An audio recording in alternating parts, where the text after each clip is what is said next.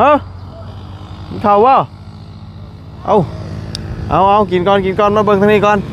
เนาะดูเป็นจังไดพอดใส่อะไรโอ้คานนี่ทั้งนี้สูงกว่าบ่ดูว่าท่านได้ก่อแล้วเนาะโอ้ทั้งนั้นสิต่ำกว่าเนาะทั้งนี้สิสูงกว่าเอามาเบิ่งก่อนเนาะตั้งแต่เพิ่นตั้งเสายังบ่ได้มาพี่น้องเนาะสร้างเพิ่นก็ทันได้เลิกพี่น้องเลยเนาะเบิ่งทางนี้ก่อนเนาะเป็นจังไดเร่งให้คานนี้แล้วบ่เร่งเทคานนี้แล้วก่อนบ่เบิ่งคานนี่ก็พักผ่อนบ่อันก่อนนี่ยังทันได้แล้วได้เนาะกี่ว่าต่ำเกี่ยวมันต่ำแบบนั้นนะถอดคานเลยถอดคานก็มันเอาใหม่ก่อขึ้นมาอีกก่อขึ้นมาอีกบ่แม่นถอดคานแล้วแบบนี้ได้รับเบิดคานนี่ครับโอ้หาก็ได้เทคานเดียวเนาะได้เทคานเดียวของกับทางหน้านี่ประมาณอีกจักมื้อได้แล้วนี่เนาะบ่ได้แล้วบ่ได้บ่ฮะมันชิปมื้อเนาะท่านสิท่านอยู่ที่เมื่อจัก3-4คืนนี่สิมาจ่ายค่าส่งค่าสร้างกันท่านอยู่เนาะเป็นแม่นยันว่าเนาะแต่ว่าแล้วปุ๊บได้ก็ได้สร้างใหญ่นี่ก็ได้นี่ยำใดก็ได้นี่เนาะได้ดอกใครอยู่ฉันว่ามีเงินจ่ายค่าสร้างพี่น้องเนาะก็เลยถามเบิ่งเนาะเพราะว่าสิได้จ่ายให้ค่าสร้างนั่นแหละว่าบุญก็ได้เนาะคาน4คานเดี๋ยวตัดไปสิเนาะตัดไปสิเนาะแม่นจบบัดนี้เนาะที่เหลือก็แม่นเอาดินเข้าบาดนี้พี่น้องเอ้ยเนาะทรายสั่งมาเพิ่มบ่นี่นะปูนมาเพิ่มอีกบ่โอ้คือว่าแล้วเนาะมันบ่พอแล้วขนาดเฮือนมันนี่เด้ขนาดเฮือนมันใหญ่เนาะมันก็ต้องใส่จำนวนหลายอยู่แล้ว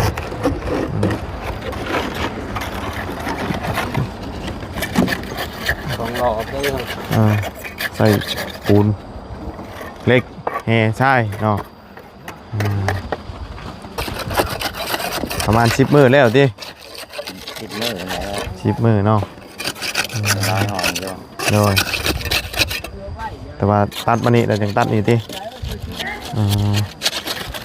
ตัดต้องเทละหน่อยไปนำไม่เป็นตัวมีลายบ่พอบ่ทำไมมีลายตีเดี๋ยวเทปล่อยผสมอย่างเดียวเนาะ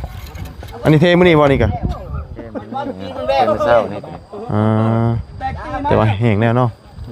เป็นน้ำแก๊สตีนแตกบ่ทั้งนั้นโตก็จับปงไล่คักๆเป็นน้ำแก๊สเป็นน้ำโดยเป็นน้ำแกเป็นน้ำเนาะทั้งนั้นยังก่อขึ้นอีกอยู่เนาะทั้งนี้พอแล้วบ่เดี๋ยวมาเทคานขึ้นเลยวันนี้เนาะทั้งนี้สิสูงเนี่ยเนาะระดับมันเนาะสูงกว่าทั้งนั้นเนาะว่าดินทั้งนี้มันค่อยเนาะค่อยดินทั้งนี้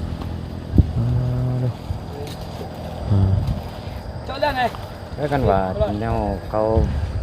เอาดินเก่านี่กันว่าก่อยเทคานทั้งนั้นนะไถเขาเลยเนาะไถเข้ามาที่รถโอ้ยสบายแม่นเว้าง่ายก่อนนี่บ่ได้ติดอีกนี่มีแต่เทคานซื่อเทว่าไงเทคานกลางนั่นเลยหลังจากเอาดินเข้ามาเลยเนาะบ่ต้องก่อบล็อกอยู่พื้นโดยคำว่านี่นะมันจะได้ก่อบล็อกกันอีกเนาะมันจะเป็นห้องเนี่ยเนาะพอเอาสิเทได้มันเทบ่ได้เนาะคำว่าเอาดินเข้ามาก่อนนี่เขาจะได้เทอันอยู่เทิงเลยเนาะแขนเราได้อยู่แขนเราได้เห็ดแขนนี่ต้องเอาไม้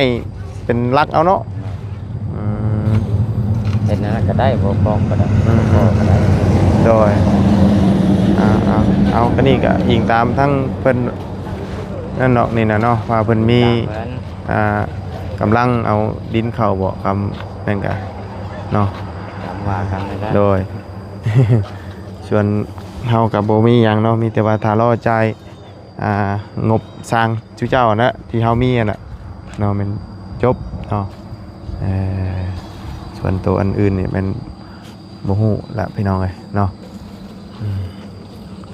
เพราะว่าเป็นเงินโยกย้ายมาจากเรือนครัวซื่อๆพี่น้องเนาะทำกระบุญเอายังบ่แล้วต้องเฮ็ดให้มันเบิดเฮ่ก็สิได้มาอีกได้เนาะ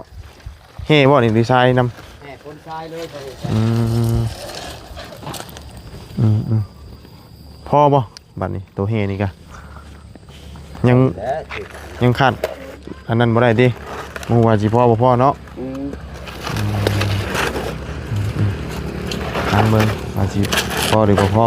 เฮือนยังบ่ได้แล้วบ่พอยังบ่ได้เฮือนยังบ่ได้เครื่องบินซั่น เนาะ ก็คาดถึงถึง2คัน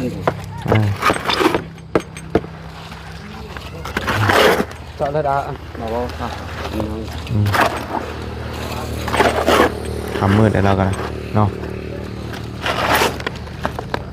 ไปซะเนาะเดี๋ยวไปเบิ่งทางนั้นก่อนบาดนี้แล้วบ่ห้องน้ำทางนั้นบาดนี้เนาะไปยามเบิ่งทางนั้นอีกก่อนยามทางนั้นทางนี้นะพี่น้องเอ้ยเนาะเอามาเบิ่งทางนี้ก่อนแล้วบ่ตู้ห้องน้ำนั่นได้เลย แล้ว โอ้ไวแท้อ๋อ แล้วยังราคา ยังหลังคา เลย ไว้อยู่ในสร้างเพิ่นก็เนาะจวดจ้านอีดีนี่โอ้ในเทคานทับเลยเนาะโอ้ไวมืออื่นกับมุงเนาะมุงนั่นกระบอกเราเทแล้วว่าจะพื้นเนาะยังอยู่เนาะโอ้หากระฟังทอเพิ่นต้องเอาดินเข้าก้อนนี่เนาะเอาดินเข้าก่อนจังเทพื้นต้องอยู่ดินมานะเนาะอยู่ดินมาใส่นี้ใส่หล่อมาเพราะว่าดินก็มีแต่อยู่หันหน้าดินเนาะสร้างเป็นกับแล้วพี่น้องเลยประตูตัวนี้เรามางออกแล้วก็ใส่แล้วเนาะวงกบพอดีเปี้ยได้บอกวันนี้เจ็บเปี้ยวันนี้เนาะเพราะว่าตัวหน้าต่างเราก็ใส่แล้วเนาะอื่นเราก็ติดแล้วนี่เนาะอื่นก็ติดบานประตูใช่ เอาคือครับคุณต้องกิน บ่ใส่แล้วเบิดแล้วเนาะตู้เนาะ โดย บานหน่อยก็ใส่แล้วเนาะ โดย เลยสบายดีตู้สบายดีเนาะถือว่าเพิ่นเฮ็ดไว้เนาะของน้ำกันเนาะ โดย แป๊บเดียวเพิ่นเฮ็ดแบบว่าจวดจ้านอีดีพี่น้องเอ้ยเอาเดียวแล้วแหละถือว่าบ่ฮึงใส่ทาง ไล่ไม่ล่ะ แม่นบ่นั่งอะ ล่ะ อยู่ไสบ่ได้แม่นติเนี่ยเราไปเอาโทรศัพท์บ่ โดย สากโทรศัพท์ ครับแม่เป็นแม่จริง เพราะว่าไฟนี่ยังทันได้เข้าเนาะ โดย รอไฟเข้านี่ก็โอ้เสร็จสมบูรณ์แบบแล้วบัดนี้ตอนนี้นี่กำแล้วของน้ำได้เพิ่นก็โตบันไดนํบ่ โดย สร้างเฮ็ดกันไดนํเนาะ โดย ลูกตีเพิ่นใช้จบบ่ได้เนาะโอ้ใส่บ่ได้พวกอันน่ะประตูหน้าต่างใส่บ่ได้ทางนั้นยังเหลือแต่ข้างนั้นเนาะ โดย มันคำก่อนหลังจากเพิ่นก่อห้องน้ำแล้วนะเพิ่นเทคานน่ะเพิ่นก็ได้เฮ็ดตัวนี้บัดนี้เนาะ โดย อืม ลำลาลีกระดงตั้งจริงบุญแล้วแม่ อ๋อได้ชำนี้ก็บุญแล้วเนาะ โดย บ่คิดได้เนาะตู้เนาะว่าสิ แม่ มี ได้จำนี้ ได้ปานนี้เนาะ โดย อันนี้ก็ถือว่าเพิ่นซ่อมแซมเพื่อนให้แล้วก็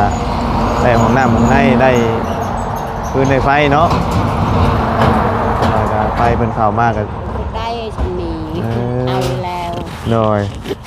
เว้าไงตั้งแต่หนุ่มจนเฒ่าเนาะ โดย ก็บ่เคยได้เนาะตู้เนาะ โดย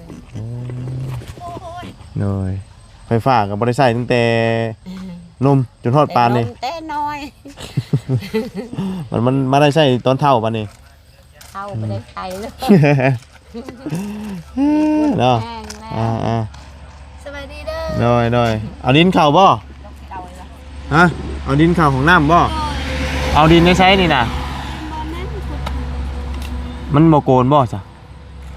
จักละว่าสิขุดโตอยู่เทิงนั้นค่ะต้นพื้นเสียนะ พูดตัวใด ขุดแค่นี้แหละกันทีตกแบบว่าสิเพิ่น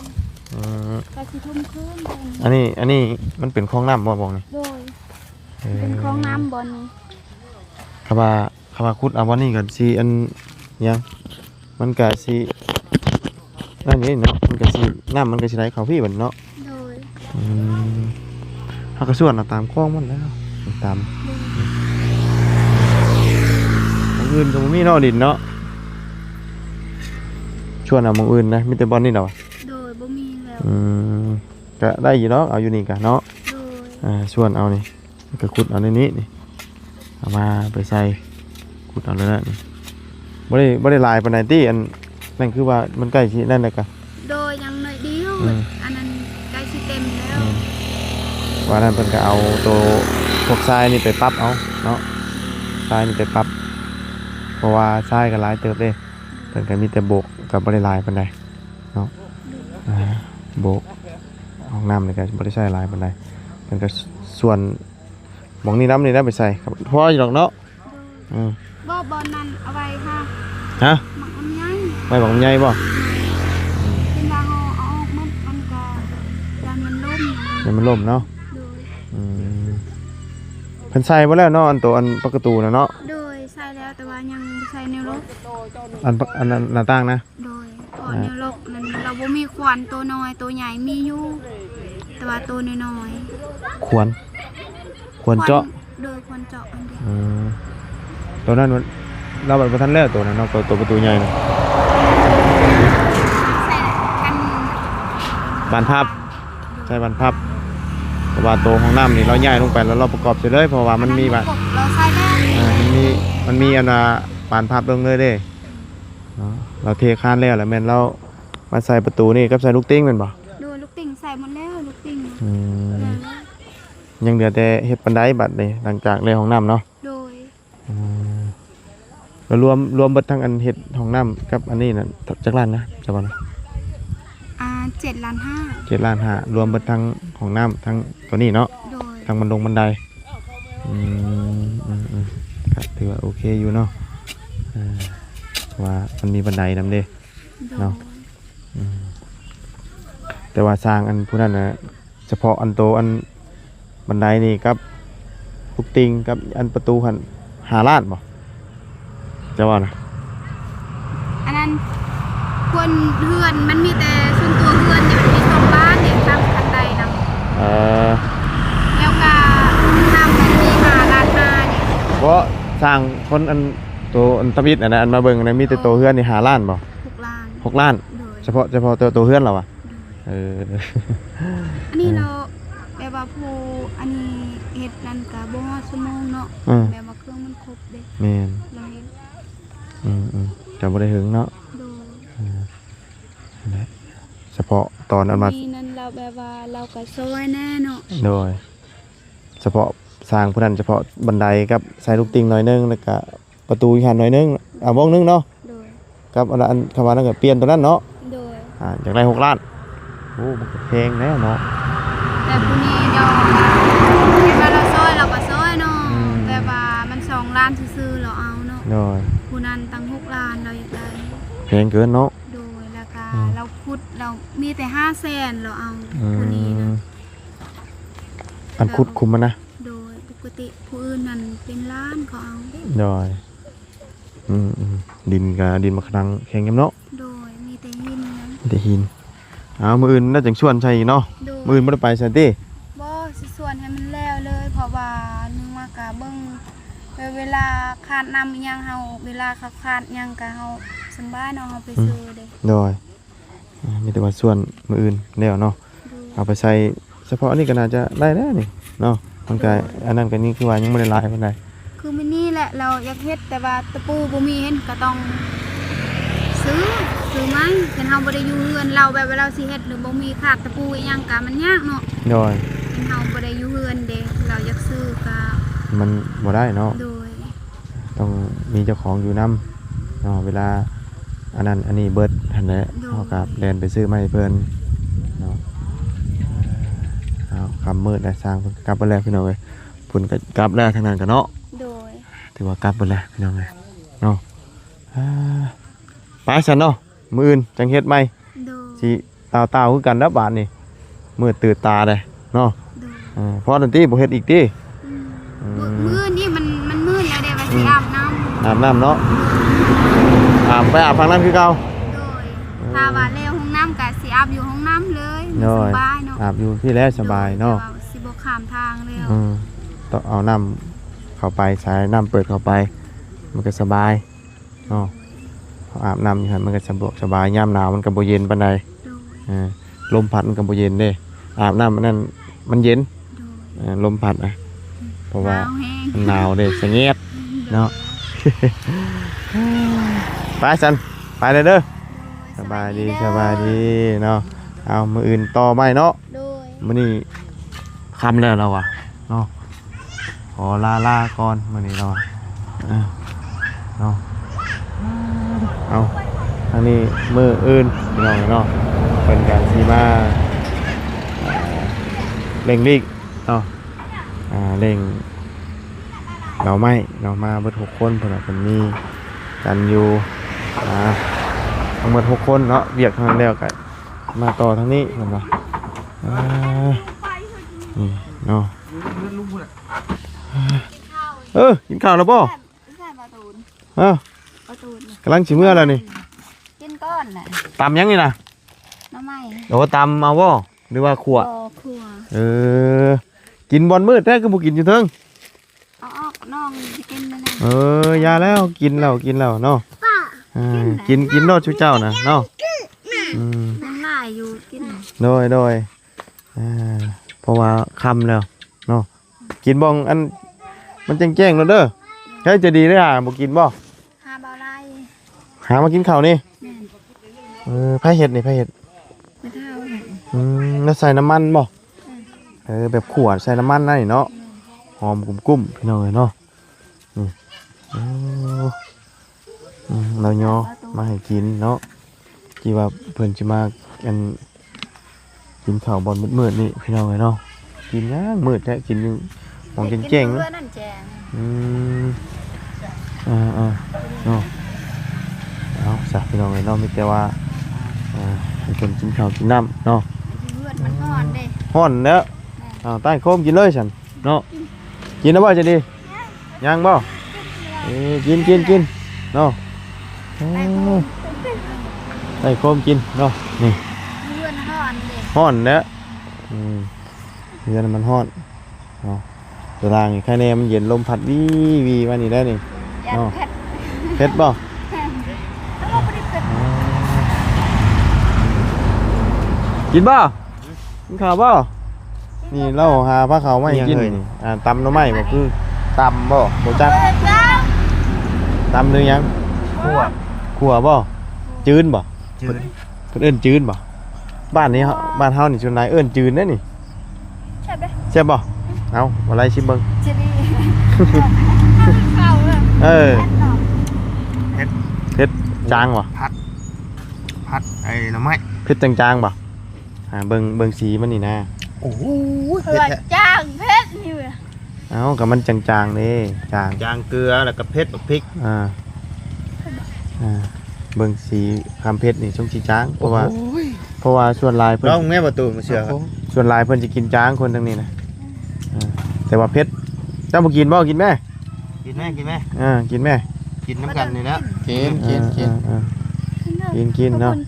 โดย เป็นหิวข้าวเลย กินหิวข้าวเนาะ จกเข่ากันยากแบบแต่ละตัวเนาะ เนาะเฮ็ดแนวบ่เฮ็ด เอาจบ ไปซะเนาะทำลาแล้วพี่น้องเอ้ยมือตื่นตาแล้วพอดีไปเบิ่ง ทางเฮือนทั้งนั้นแน่เบิ่งทั้งนี้แน่เนาะอันนั้นก็ยาวเลยเพราะว่ายังบ่ทันได้แล้วถามเพิ่นว่าแล้วง่ายบ่เนาะยันว่าเมื่อวานเนี่ยเพิ่นยังได้เงินทางเฮือนชาวของมีเพิ่นน่ะพี่น้องเนาะเพราะว่างบที่บ่บุญนั่นแหละพี่น้องเนาะบ่มีงบก็บ่ได้ไปถามเพิ่นดอกเนาะใช่เปล่าแอมบ่ไปใส่อยู่ดีมีเองจ้าไปแล้วพี่น้องเนาะให้ทั้งแอมลึกนี่ล่ะเพิ่นกินข้าวก่อนเนาะเบิ่งคงสิหิวแฮงลักษณะกินไหมกินนะเจ้าเนาะโอ้ยไปใส่พี่น้องเนาะสำหรับคลิปนี้ก็ลาเด้อเดี๋ยวมาพบเจอกันใหม่เนาะมื้ออื่นไปแล้วพี่น้องสบายดี